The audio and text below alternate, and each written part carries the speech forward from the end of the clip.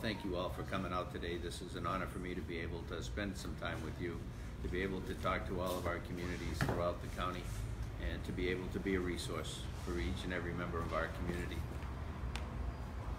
It's the morning of September 11th, and we come together here on the 17th anniversary of the tragedy that happened in New York City in 2001. And attended this morning at the Fire Academy, downtown Los Angeles, a commemoration of 9/11. And we had people there from all of the first responder organizations, the elected officials, and members of the community to be able to recall what happened. And when you think about what an act of terrorism is designed to do, it's designed to put fear in the hearts of everybody throughout the nation and throughout the world. And it's designed to divide people, to cause panic, and to put people in a position where they don't know who to trust. And it didn't do that. 9/11, when it came, it actually brought everybody together. It solidified and unified this nation, and in many cases the world. This morning at the event, Mayor Garcetti spoke, and then as his guest was the mayor of Paris, who was in town. And she spoke as well. And she said in French what was in Le Monde, which was the French newspaper, the morning after 9/11, is that we are all Americans. And I think that's kind of how people felt throughout the world. When one of us was struck with such a tragedy, we all felt part of that. And when you think about who was killed that morning, it was not exclusively Americans. It was people from so many nations throughout the world. And so I only say all of this because it is such a special day in world history, but one where in times like these, where there is such efforts to divide throughout the nation, that we take advantage of the opportunity to unite and to bring all of us together. Here in Los Angeles, we are blessed because we have the diversity that we have. We have people literally here from every country in the world, representing so many different languages, cultures, traditions, religions, and yet everybody gets along. And I think others could look here and be able to use as a model what we've been able to achieve in Los Angeles. But it's not something we can ever check the box on and say that we're done, we've completed it. It's something we all have to work at each and every day to be able to ensure that everybody is respected, everybody is treated well, and that the basics are looked out for. And from my perspective, the number one basic is to be safe, is to ensure that people are safe in their homes, that young people are safe going to school, and then while they're in school, and then coming away and going home from school. And that we provide for our young people things that many of us take for granted, but in many of our underprivileged communities, those things are not available. And so to be able to look at it, I think, more holistically than we traditionally have, and to be able to put ourselves in a position where we try and build communities in a way where the next generation is better off than this generation was, and that we continue that and look for opportunities to be the very best we can be. And by bringing people together from so many different countries, we have an opportunity to be able to bring the strengths of so many cultures and traditions together, and then, much as we would in any profession with best practices, to be able to try and build on those strengths and to be able to share all of the good things. So thank you for indulging me in just remembering September 11th, because it truly did act as a solidifying experience for so many. We need to build on that. So many of you I have had the opportunity to meet before. Many of you I have met today for the first time. And again, it truly is an honor for me to be able to weighs in. The opportunity to be able to share some ideas, some thoughts, some challenges that we face with all of your communities that you represent. And I feel like in the policing profession, we are somewhat burdened by the experiences of people who come here from other countries based on what they had to deal with in the countries they came from. And in the instance of policing, if the police or the military or the government in the country from which people came to the United States and to Los Angeles was brutal, was corrupt, or worse, then we have to overcome a lot to be able to win the trust of those who are here now in the United States and in Los Angeles in particular. So I really ask for your help in doing that. We are, here to serve the public. We are here to be in a position where we act as a resource for people who live in Los Angeles County, and we want to be here to be able to protect everybody who lives here. But in order to do that, we need to know what's going on in all of our communities. We need to have communication. We need to be viewed as being approachable, and that the public feels comfortable in weighing in as a victim to a crime, a witness to a crime, and that we work with people, or even if they have concerns. You may have a community that doesn't have a high crime rate, but the fear of crime may still be there, and that is also very damaging to the fabric of a community. So a lot of that, I think we can allay those fears by working together, by communicating more openly and more freely than we've been able to do in the past, and to be able to build on the relationships that we currently have.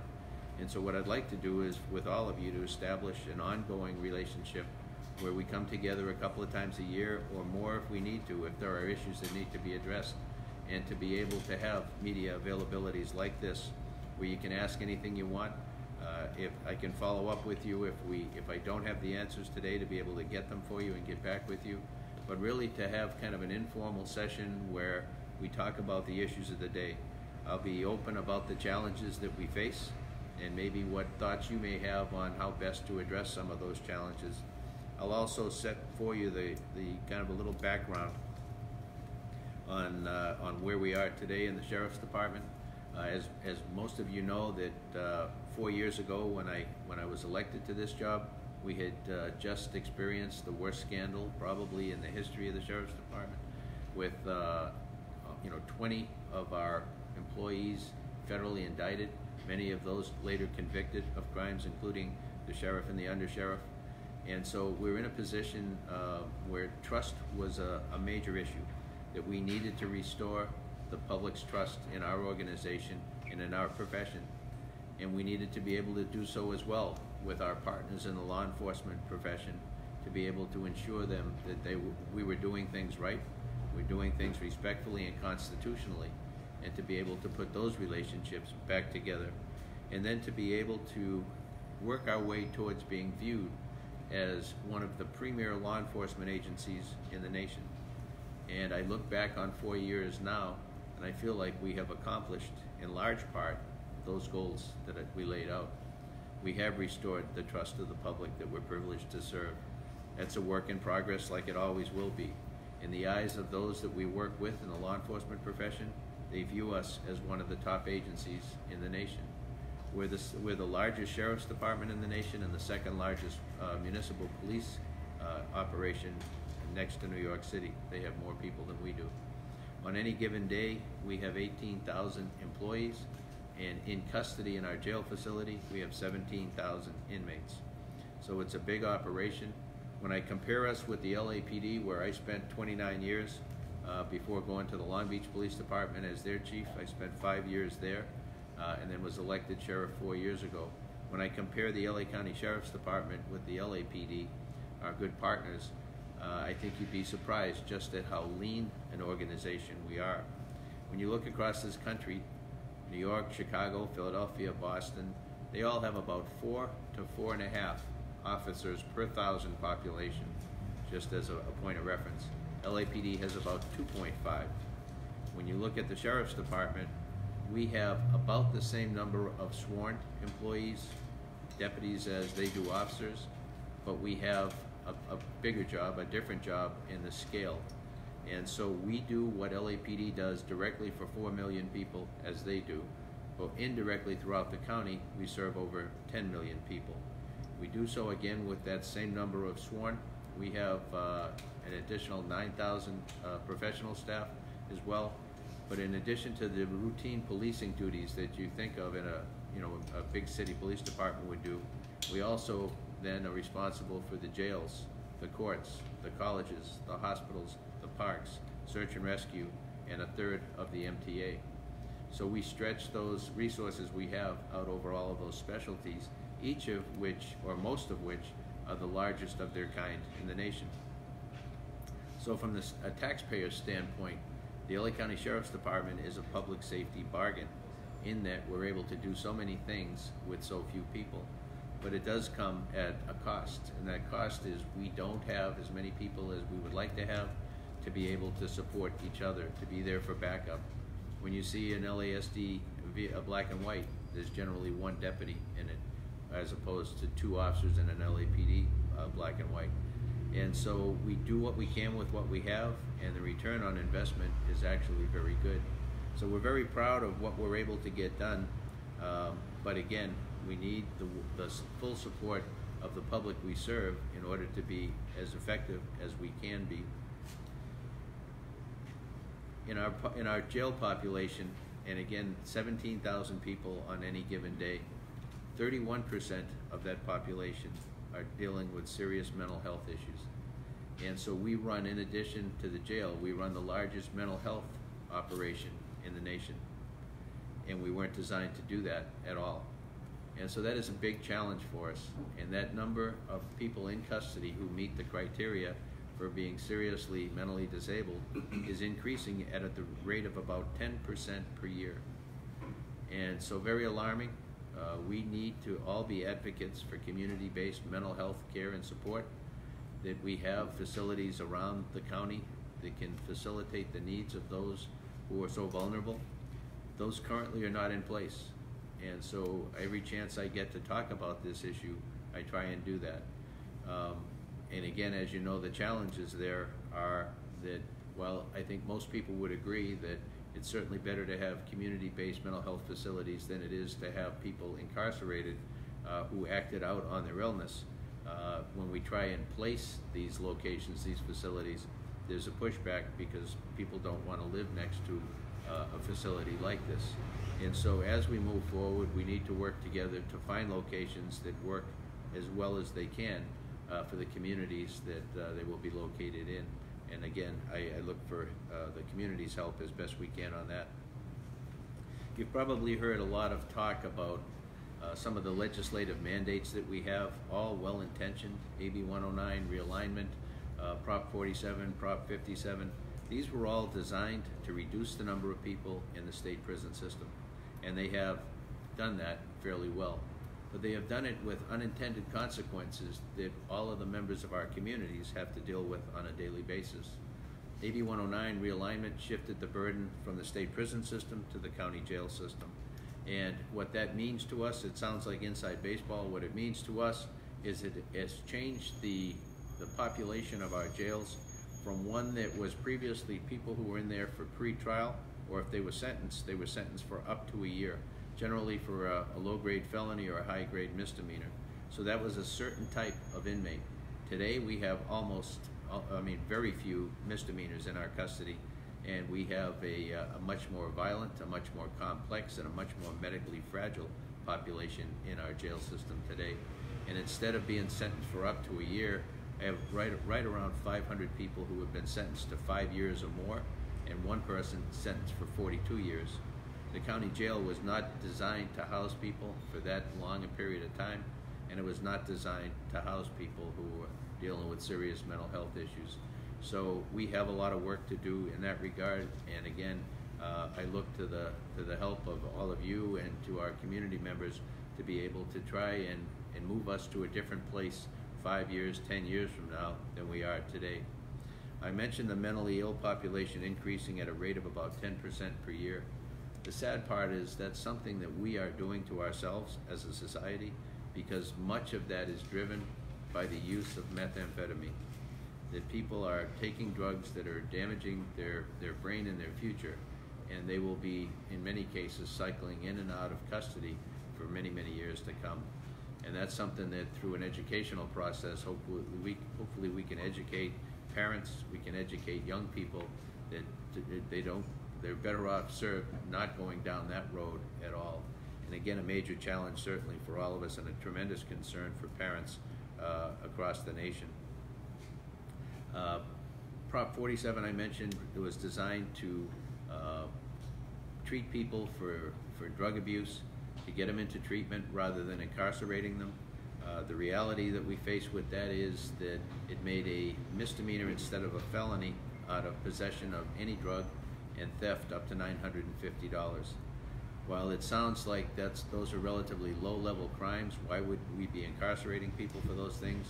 The reality is having a felony hanging over somebody was the leverage we often needed to get them into treatment, because if they didn't want to go to be incarcerated to jail or prison, at some point in their cycle they would take treatment, and in some cases that treatment was successful.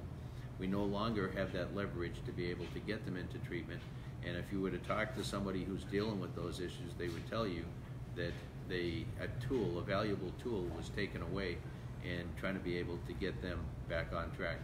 So a significant issue that needs to be further addressed, and again I'll like to talk more with you on that issue down the road. And then just briefly on Prop 57, designed to be able again to reduce the state prison population, making people eligible for parole consideration at a much earlier time than they otherwise would have been. And so, in simplistic forms, AB 109 realignment shifted the burden from the state prisons to the county jail. Prop 47 stopped people from coming in the front door. Prop 57 accelerates people going out the back door. And so again, it creates unintended consequences and challenges for us, but we take the good with the bad and we work together and we try and be able to make things work as well as we can as we move forward. Something I'd like to put on your radar is the use of fentanyl. Fairly familiar with that? Yeah, most are. What we saw across the country was back 7, 8, 9 years ago, we started to see the abuse of opioids at a very high rate. Oxycodone, OxyContin. And back in the Northeast, it was focused primarily in New Hampshire, Ohio, Kentucky, and a few other states. And they really were hit hard by that. Doctors were overprescribing Oxy to patients. Somebody would have a toothache and they would potentially get up to a 30-day prescription for Oxy. And as a result, there was abuses, it was sold, and people became addicted to opioids. And so over time, the DEA cracked down on the pill mills and on people then prescribing so freely, these opioids. And as a result, people were no longer able to get them the way they had previously, and instead, to feed their addiction, they started using heroin. Well, heroin in the Northeast is China white heroin, and it's a white flaky substance, but it sells for about $55,000 a kilo. So if you're someone in the drug trades, what you want to do is to be able to stretch the heroin further to increase your profit. So fentanyl, the drug, is a synthetic drug designed as a pain reliever for serious cancer treatment, stage 4 cancer pain management in large part. It was legitimately sold, applied through a patch, and it would be transdermally sent through the system on a time release fashion. Something that is very strong, roughly 50 to 100 times stronger than a dose of morphine. And so you can imagine the potential for abuse and for addiction as it relates to that. So what we started to see then was fentanyl being bootleg manufactured in China. And that was coming then either through the mails or through to the cartels in Mexico and up through the distribution network throughout the United States. Much cheaper than heroin. It sells for between $3,500 and $5,000 a kilo. So drug dealers were using that to be able to cut heroin, stretch it further, and be able to make more profit on the sales.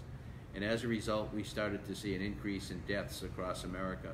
And it went from the East Coast to the West Coast.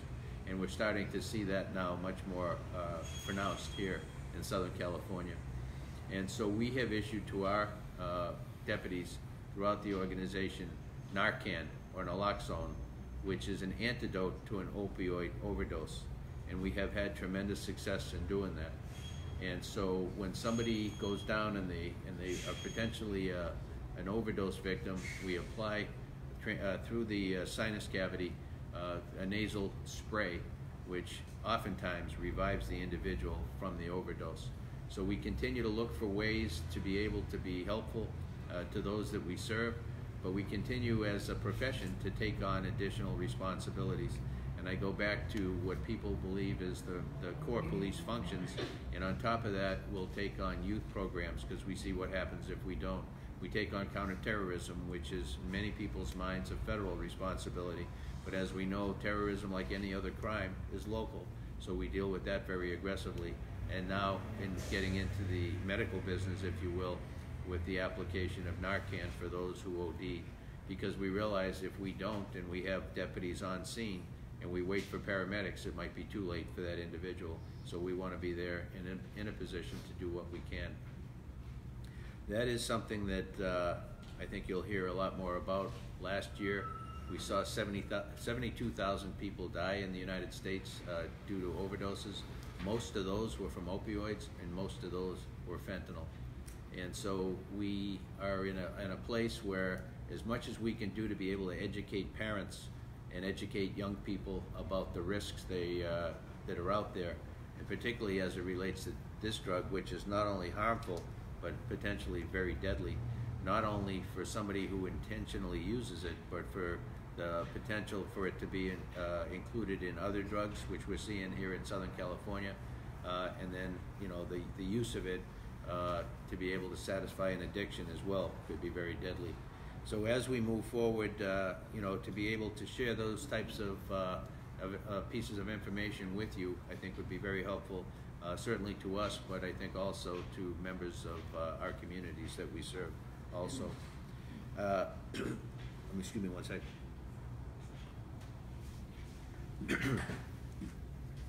When I left the Los Angeles Police Department in 2010 and went to Long Beach, I started to look at what were we seeing as it relates to our arrests. What were we seeing for spikes or trends or clusters?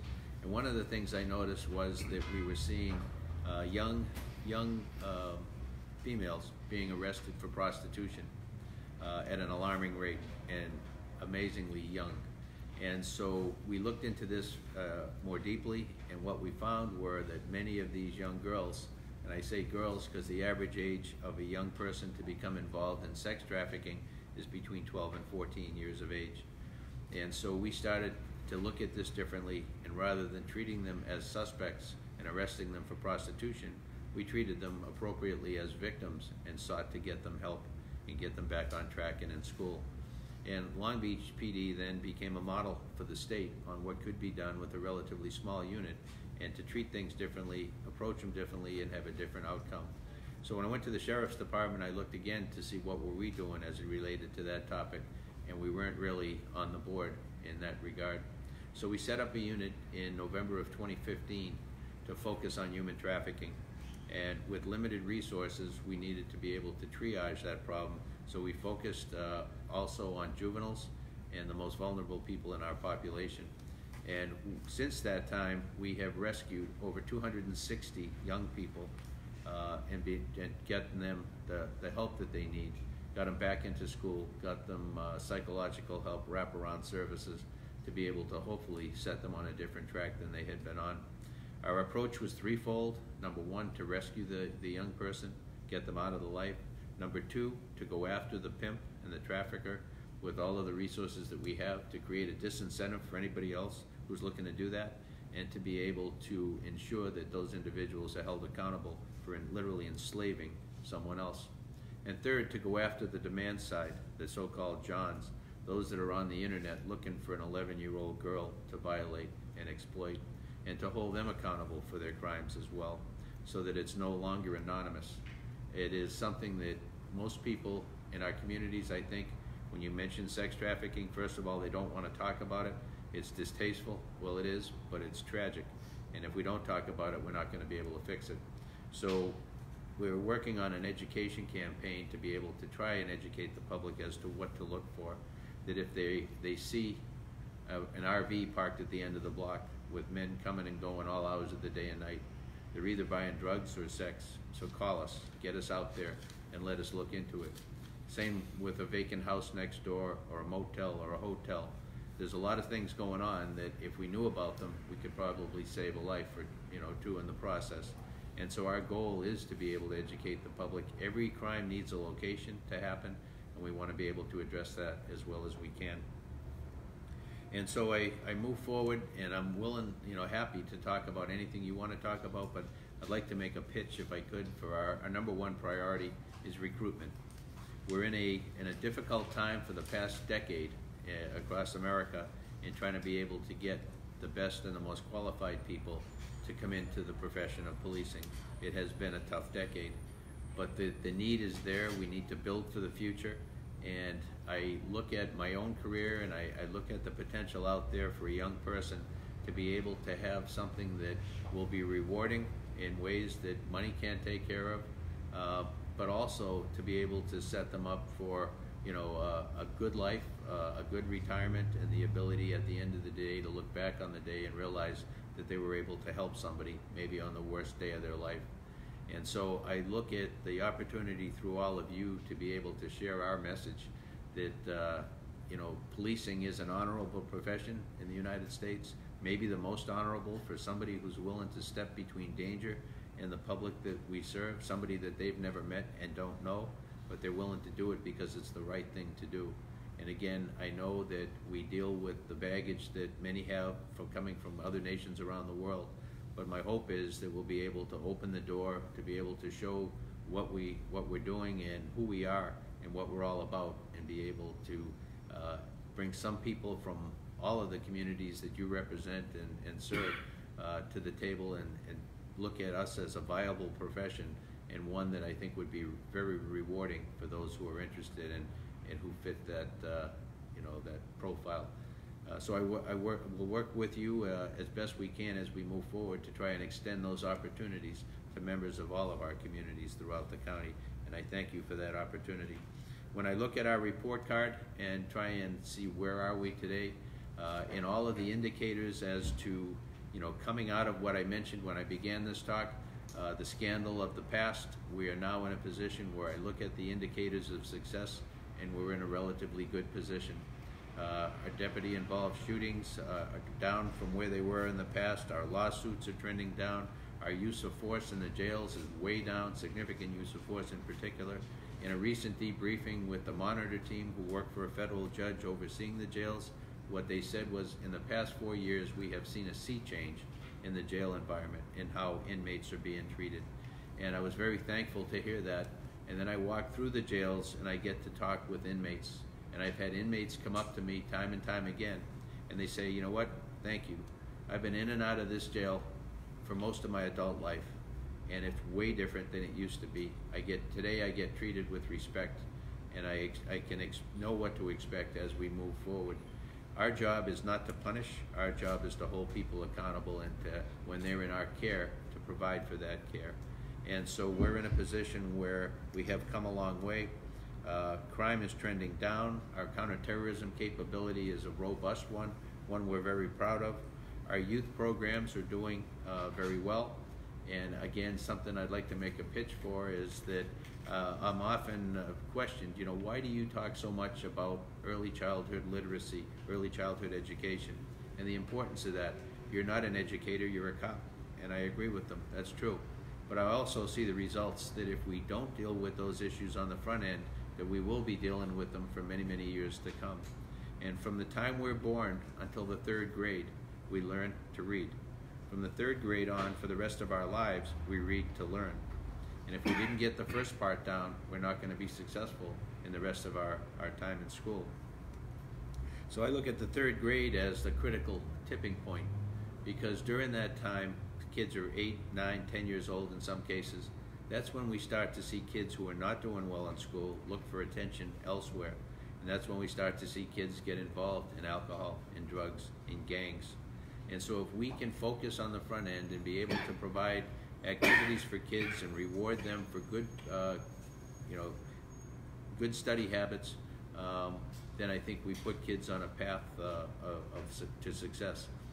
When I look at our youth centers, and we have the Sheriff's Youth Foundation, we have 17 youth centers throughout the county.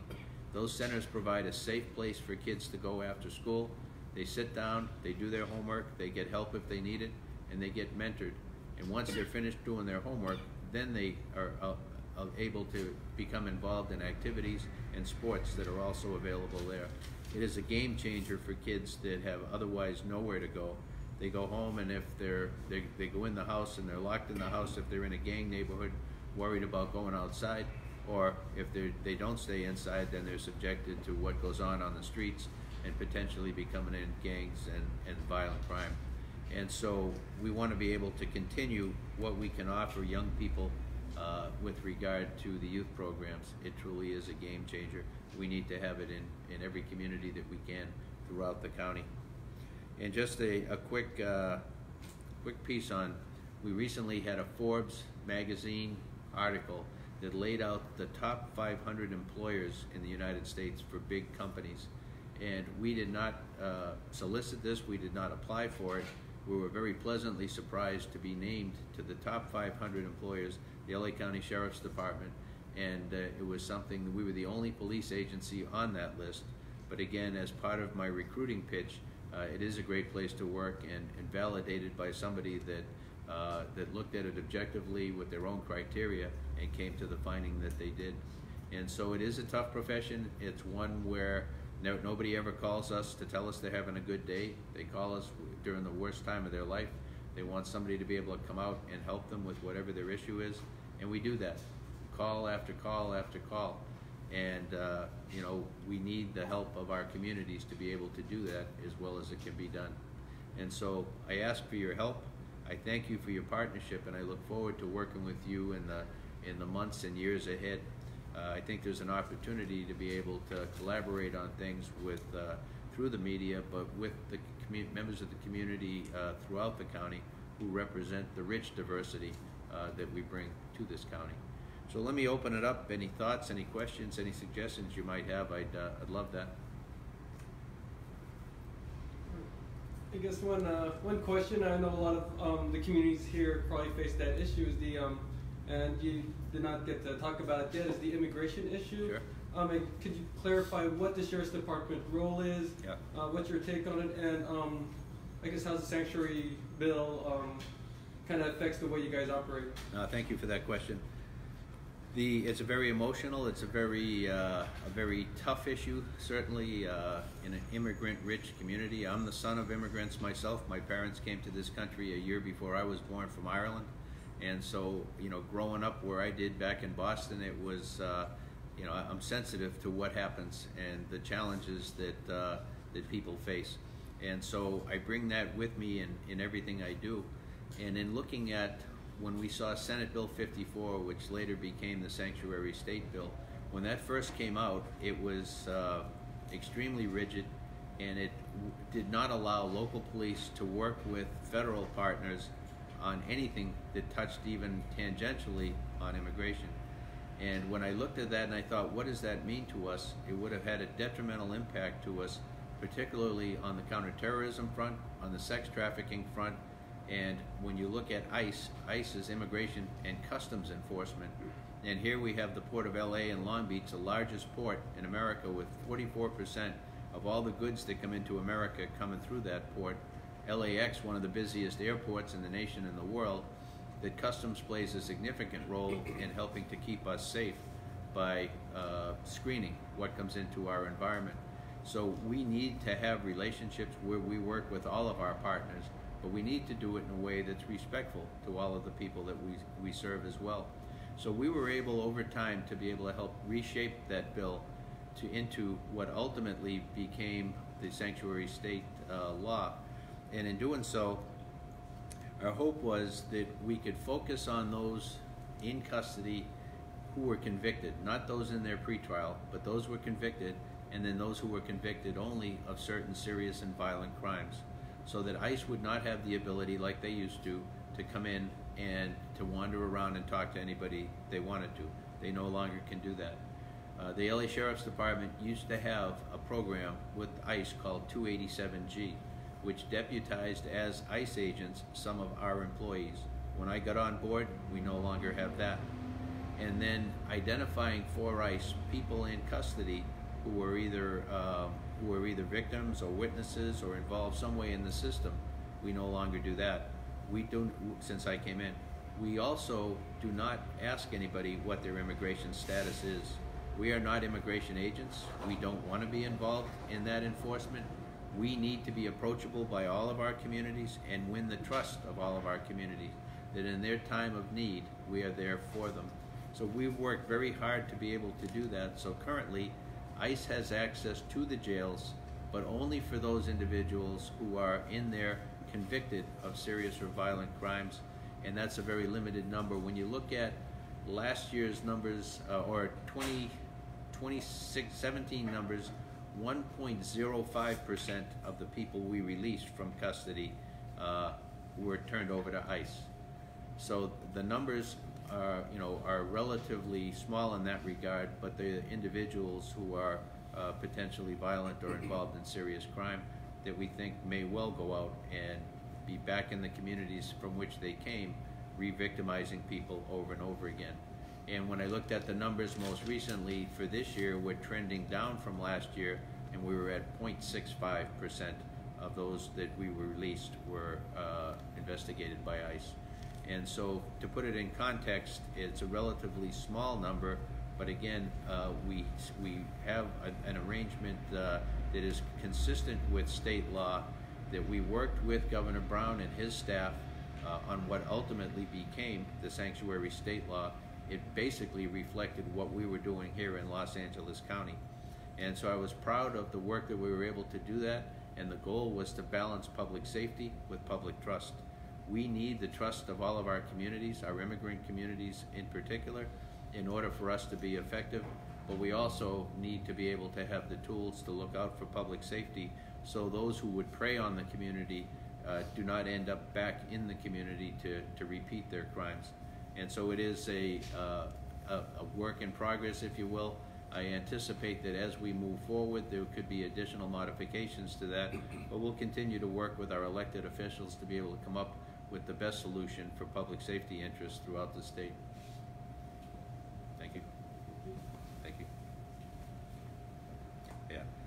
Yeah, an issue, the prior sheriff had a number of advisory councils, I think 47 of them, when he left office, members of different ethnic communities throughout the county. And I intentionally, when I got on board, did not want to continue the same advisory councils that were in place. I wanted to be able to take a fresh look, to take a break from that for a period of time, and then to be able to reinstitute them. My goal is to be able to get advisory councils throughout the county that represent the diversity of the county, where we have people who are willing to come forward representing a bigger constituency, and to be able to share concerns, their thoughts, what their needs are, and how to best work with the Sheriff's Department to be able to meet those needs. As I mentioned in the beginning, we're here to serve the community, but we open a line of communication best when you get to know somebody over time. And so in addition to this media availability, and hopefully many more like this as we move forward, we'll also reinstitute advisory councils that will be representative of the rich diversity of the county. And we'll be kicking that off later this month.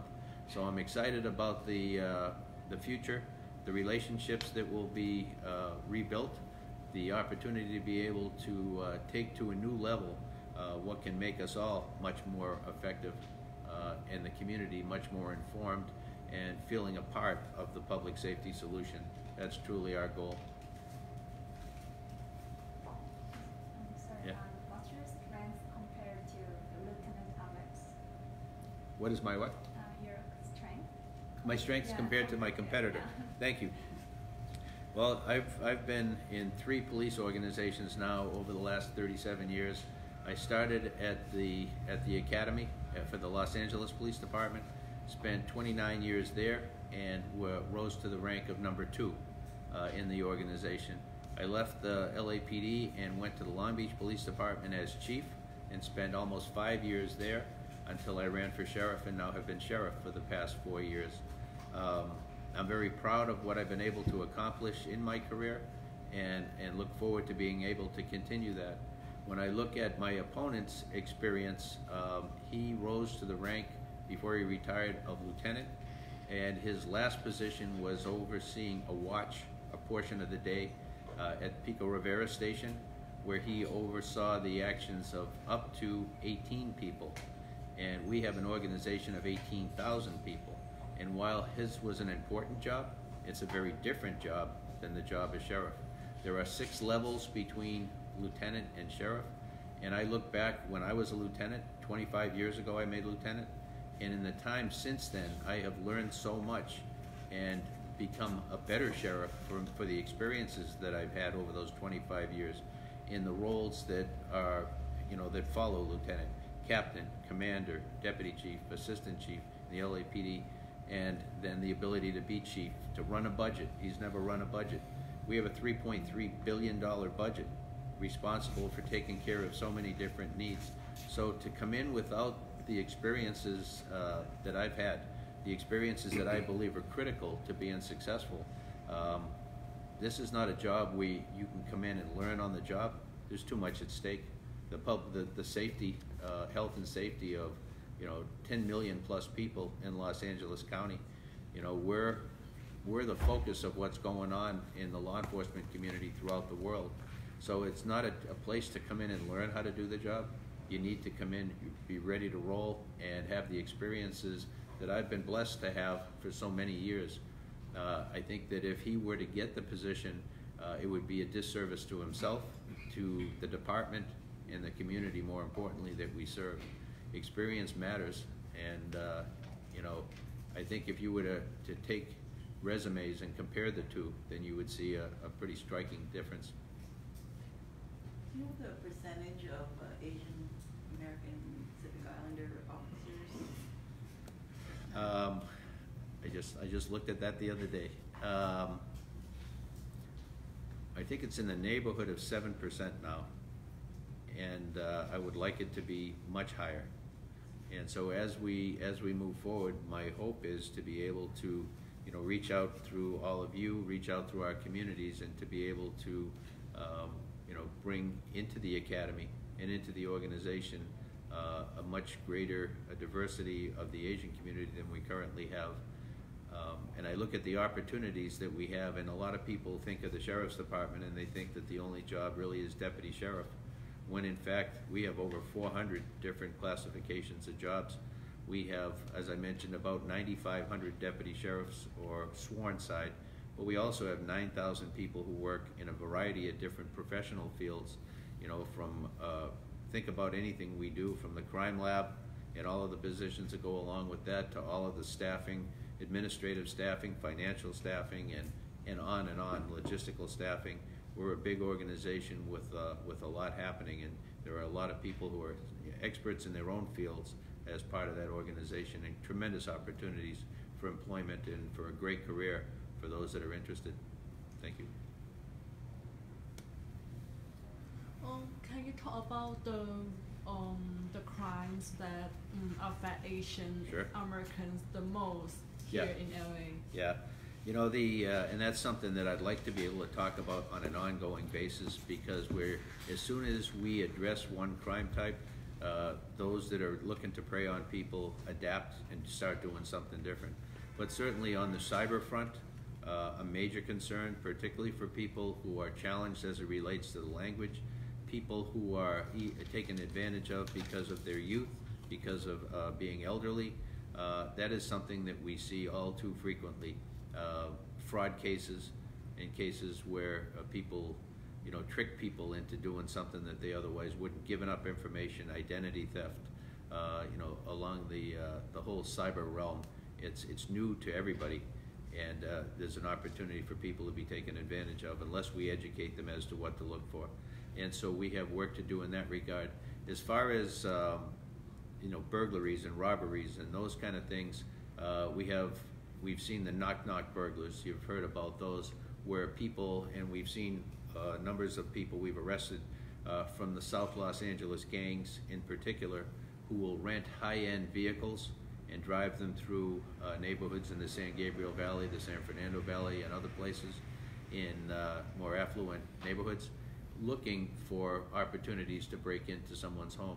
And what they'll do is they'll look to see a home with no car in the driveway that looks like nobody's home, and they'll stop and they'll park their fancy car so it doesn't look out of place in the neighborhood, and they'll go in and knock on the door and pretend they're selling something, pretend they're there for some reason.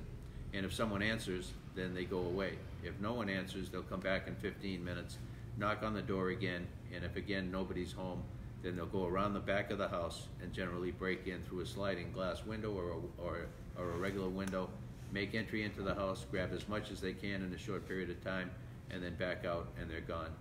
And so in looking at that, there's opportunities for us to be able to make that a harder target, if you will, by educating the community as to what to look for, using cameras, so after the fact at least we can be able to have something to go on to apprehend them. But nothing works as well as a good neighbor who's interested in helping the community stay safe, that when somebody sees something that doesn't look right, to say something, to call us, and not to be intimidated. I didn't want to, what we hear so often is, I didn't want to bother you. I didn't know this person was doing something wrong. I didn't see them break in, and I didn't want to bring the police out and bother you. Absolutely never bother us. That's what we're there for. We want to serve you. We want to come out, and we can stop somebody and just talk to them, and if they're not involved in criminal activity, then send them on their way. If they are, then at least we've been able to stop them. We'll find out if they have someone else's belongings in their car and be able to return that to them, and then hold the individuals accountable. This is a big business for them, for these gangs who are doing this, these robbery crews, burglary crews. We have a task force that are out there, and in the last year and a half, they've arrested and prosecuted over 100 suspects doing this. So it is being addressed. We are working it aggressively, but it's something that when you arrest, 5 of these guys, there's 5 more behind them, because it's such an opportunity to be able to make fast money and be relatively free of risk. So let's increase the risk by being good witnesses, by being good neighbors, and reporting when we see somebody who looks like they may be involved in this type of behavior. Give us a call. We'll come out and check it out. And then other crimes, much as any other community would be taken advantage of. We need to be much more aware of when we leave our car, that we lock it, that we don't leave things in the vehicle that are attractive to somebody who's an opportunist, who all they need to do is break the window or open the door, grab a laptop or a bag or an iPhone or whatever, and be gone. That we hide things, we lock the car, and we do the best we can in that regard. And then likewise with our homes, that when we leave, that we turn on lights if it's nighttime, that we lock the doors and the windows, and make it a harder target than maybe the house next door or down the block. And the more we do that, the more we provide a level of safety that otherwise wouldn't be there for our homes and our communities. Can you talk more about the identity theft crime?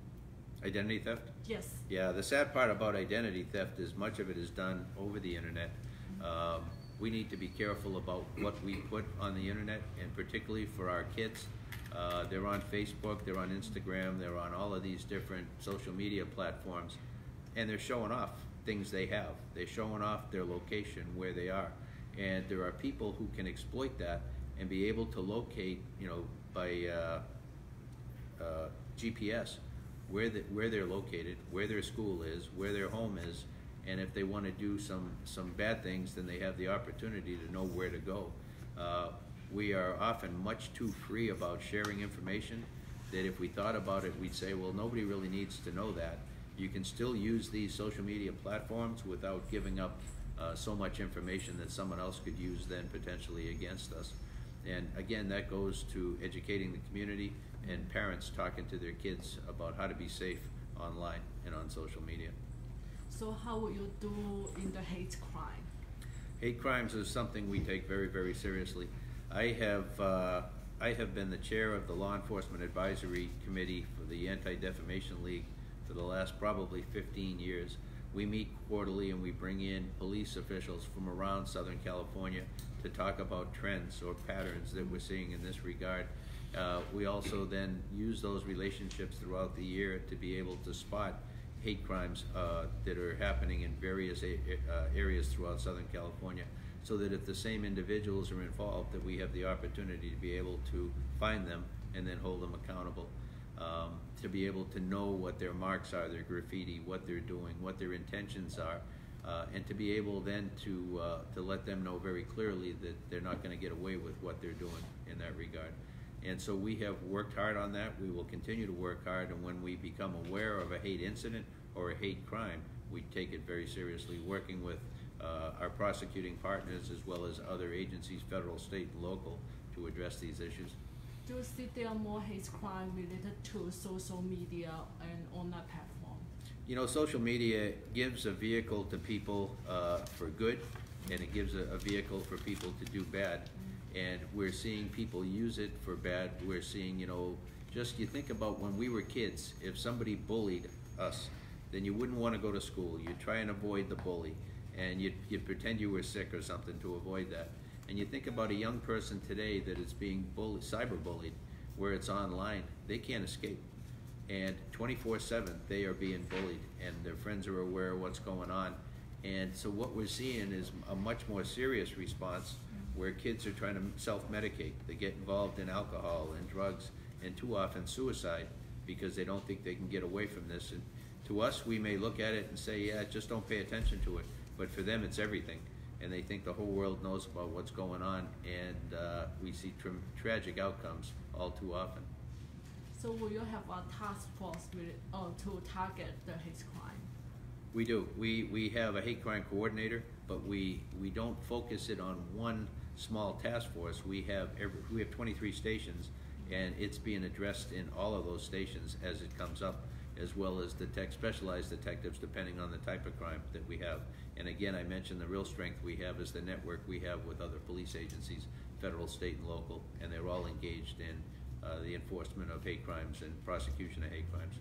Thank you. Yeah, sure.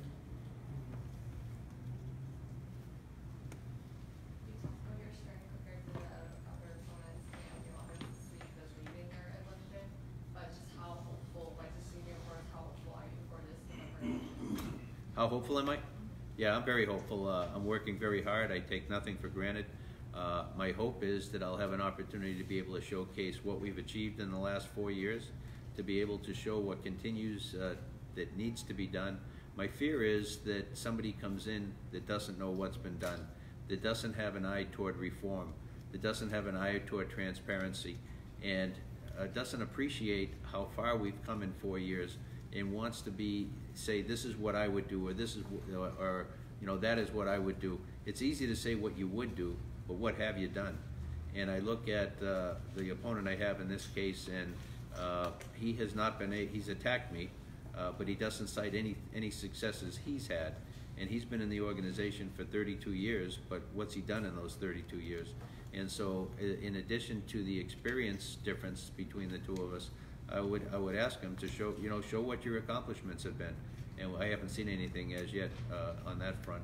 And to be honest, he's not been in a position where he's been able to have that kind of a department-wide impact, or an impact beyond the department on the profession. And I've been very, very fortunate in that I've been able to have leadership roles. I was the president of the LA County Police Chiefs Association, the president of the California Peace Officers Association, currently the vice president of the Major County Sheriffs Association, a member of a Major City Chiefs Association. So I'm active locally across the state and across the nation, which I think for an organization like the LA County Sheriff's Department, that is the largest sheriff's department in America, we need to have those kind of duties, because we're representing, I would say, the one if not the best police organization in America. And in order to be able to do that, you have to have a network that's not only national but international. And I do have that, and I've worked hard to get it, but I'm very proud of it as well. Anybody else? Well, I can't thank you enough for your time, Cindy. Thank you for putting this together, Cindy Shin, a great friend, a professional, somebody that I had the opportunity to work with when she was in the media here locally, and then in the city attorney's office for many years as well, working with 3 different city attorneys. And then Robert Park, thank you, wherever you are, for opening up your beautiful place to us here. This is a place that I know will become a very, very popular spot in a very short period of time, and wishing you the best of success there. And again, thank you to each and every one of you for your